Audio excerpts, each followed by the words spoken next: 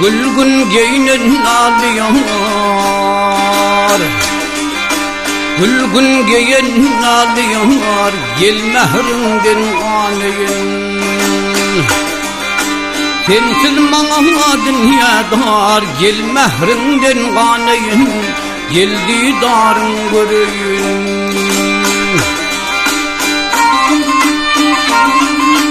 Yeller sipan saçların, kolların, bulaşların, ışkından ter hoş derim, geldi darın göreyim, sana gönlüm vereyim.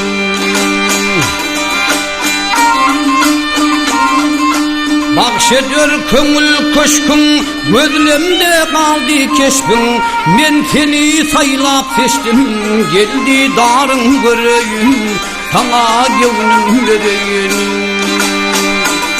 Ha!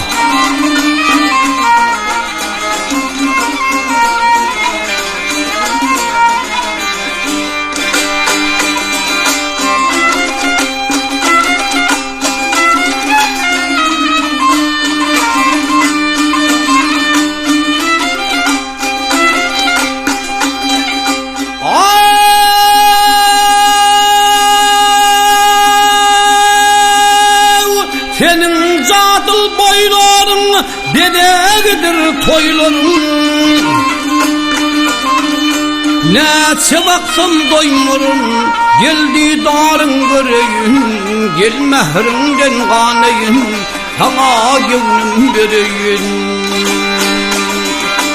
Ah, gözün yaşı edelim, gözün yaşı edelim, sen asmandım elim. Ehdim senden yürüm, gel mehrimden kanayım, gel didarın göreyim. Senden bağıtım yürüm, gel mehrimden kanayım, sana gönlüm vereyim. Ha!